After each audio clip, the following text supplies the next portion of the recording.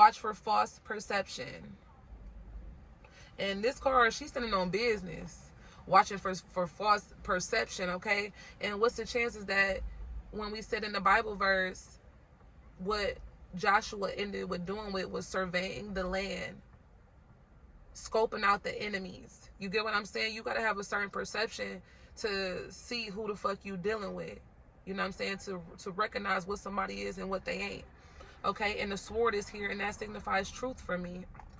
Now let's read it. Perception, the fifth of the influence cards, pertains to the organization, identification, and interpretation of sensory information in order to understand what we sense and experience. When the perception card appears in your reading, it symbolizes an opportunity or need to look at how you analyze and interpret your experiences, and how your interpretation then influences your choices and ability to see and weigh options and opportunities. Our lives are built upon the foundations laid by our perception.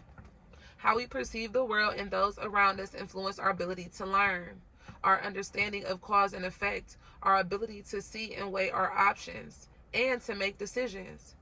There is no area of our life that is not influenced by our perception. Our lives can be empowered and fulfilled because how we perceive our reality gives us confidence, or our lives can be destroyed in an instant if our idea of what is real is revealed to be a lie and our perception is shattered. Our perception can be accurate and precise. It can also be false and founded in misinformation, illusion, or imagination. Our knowledge, the knowledge we possess that is born of education, study, and practical application, can increase our perceptiveness. However, our knowledge can be limited. It can be inaccurate and flawed. For example, our knowledge of other people is limited by the fact that we only know what they reveal to us, and then we process and analyze that information by making comparisons to ourselves. However, they are not us. They might be like us in some ways, but completely different in more ways. We do not know their innermost thoughts and feelings, so what we know of them is often based on little fact and a lot of assumption. And this is significant because as I'm reading this to y'all, somebody just hit a basketball at the car, but you know, I'm not gonna trip or whatever. It's just some kids. I'm gonna move. But your perception, the ball hitting this car could have easily made me flip out. Oh, they did this on purpose. They trying to antagonize me. Versus, you know, and that's a false perception. Versus if I look at it from a different perception, it's just some young kids playing around and I know they didn't mean nothing by it. They're not targeting me. Then I have a totally different energy towards the individuals. You get what I'm saying? I think that's all I'm gonna read for perception because it's kind of long. Let me see what spirits say.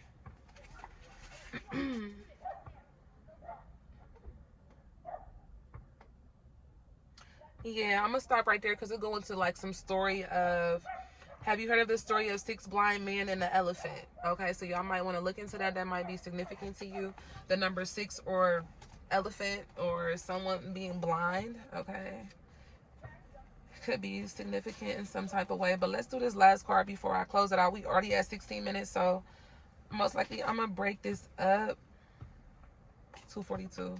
But I'm going to move out the way so these kids can really ball like how they want to.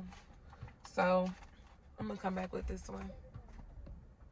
Alright, y'all, so I just moved to a new spot because one thing about me, I'm the opposite of drama oriented. I like to keep the peace. So if they need a little bit more room to ball, get your ball on, okay? Alright, so we got the 5 of fire. So this card, wow, this is crazy, y'all. This card is about rivalry, competition, aggression, bullying, conflict, discord, chaos, and obstacles. And in this verse, be of courage. I want to say be of good faith, but to say be strong and be of good courage. The obstacles are going to come, the bullies are going to come, the competition is going to come.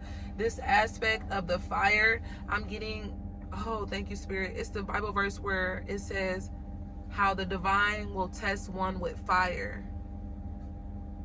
The way a silversmith tests one with gold.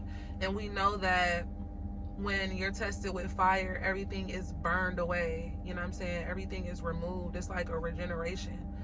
Like, think about when somebody gets burned, how if the burns are so bad, they have to give them some type of skin or something to regenerate. That's what I'm getting. Something of the cells, something that's taking place when you face these obstacles, when you face these challenges. The things that strengthen you aren't just strengthening the physical, the outside. Is doing something inner, it's doing something spiritually, it's doing something to your DNA and your cells. Okay, I'm getting like it making an even stronger bloodline. Like you already are fearfully and wonderfully made. Like that download that I put out. You guys are fearfully and wonderfully made. But the more people try to challenge you and bully you and they don't realize the stronger armor that they're infusing within your body. Okay, I don't know, I'm just picking up on like immortality, like type of DNA, or like no matter how many times someone falls, there's no limit on how many times you get up. Like a constant getting up, like you can't get put down. Like, that's what I'm getting. But yeah, the key phrases are atomic chaos, conflict or confrontation, a battle for control or dominance, a desire for power, influence, or wealth. Do not judge or condemn others. Base your concerns in facts. Avoid pack mentality behavior. Make no place for bullying. Focus on your vision, not on what others are doing. So other people may want to pull you into what they're doing to consume your energy for their projects, for their goals, for their manifestation, for their prosperity. So pay attention to that. Let's read the meaning of it, okay? The 5 of fire symbolizes atomic chaos, conflict, or confrontation. And remember, at the end of what I was reading on Joshua 1, it got up, the last thing after size up the enemy was prepare for battle. Okay. Someone now may see themselves or others as a rival or competitor and may be willing to use ruthless or aggressive measures to come out on top.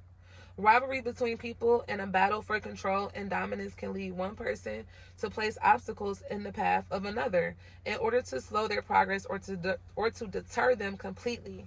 Why?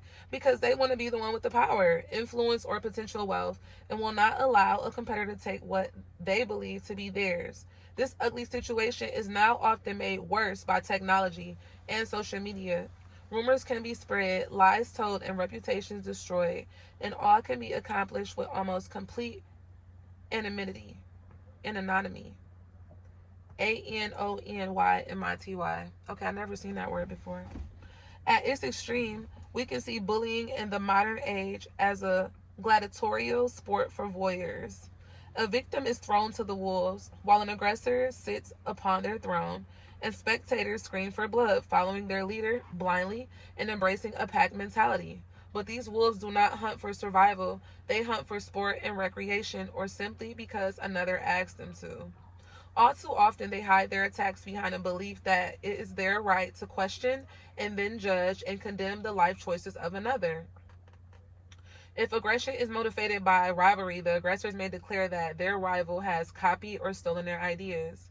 Ideas that have often been expressed in one form or another countless times before, all over the world, by people who have never met and never will meet.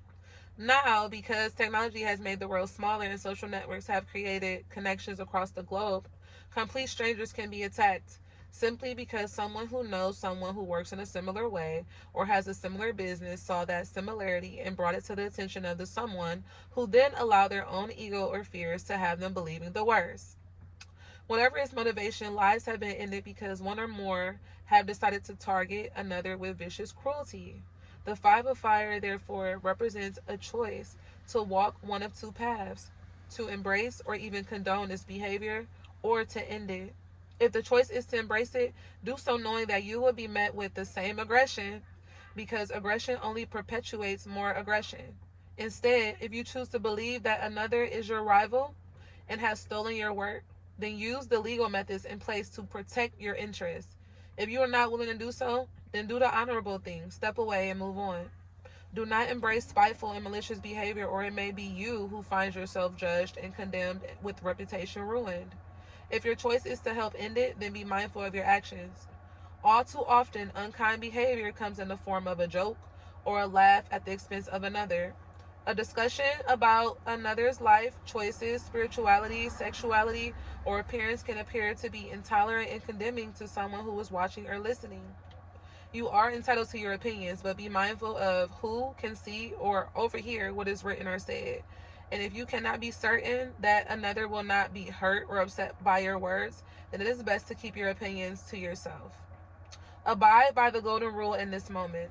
Treat others how you yourself, y'all, I'm sorry this is so long, would ask and expect to be treated. If you would not like to have your choices questioned and judged, or to be attacked for no good reason other than you had a similar idea to another, then do not do the same to others. Okay, so I know that may have sounded weird, but it's pretty much saying, like, just do unto others as you want others to do unto you. Okay, you don't want somebody pulling your energy or sucking the life out of you, don't do the same to them. It's just crazy to me how these cards go right along with what we are talking about. And then we have 242, okay, which represents 222 on my channel. Now 4, 5, 6, 7, 8, this equals 82. So the numbers was 8, 7, 8. So them can be significant. 8, 16. So that equals number 23. That comes to the number 5, okay? So a lot of competition, a lot of obstacles, but these things are going to be changing you and molding you for the better, okay? The same way a silversmith or a goldsmith melts their gold. That's the way you're going to be tested, y'all. And that fire gets super hot. I want y'all to look up the degrees to how high that they have to melt that gold so they can see their reflection in it, because that's when they know it's done. So that's why the divine uses that analogy in the Bible. When you start showing the qualities or the reflection of the divine or Yeshua the Christ, that's when he knows that you're done. It's time for the test to cease. It's time for the test to stop. But if you're not reflecting those qualities of the divine or Yeshua the Christ, let it burn, baby. All right, those are the messages, you guys. I hope something resonated. If it did, when the divine supreme gang, because we are lit, and we do not take no shit. We are the head and not the tail, and we are the light in tune with the dark. Bliss up, family. Keep on working on that crown and third eye chakra. When I'm led to move to another chakra, I will let y'all know, but I'm just getting the third eye and the crown. Strengthen those for the moment, and others of you need to work on the heart chakra. All right. I love you guys. I hope something resonated. I'm going to end it there. If y'all do want a continuous of this, let me know, but be strong. Be of good courage. Do not be dismayed. Don't let none of this shit work your ass up, because you the motherfucking truth. You are a divine child of the divine, the most high God. You ain't got nothing to worry about. It's like, oh, it happened. Okay, on to the next. All right. I love y'all. Later.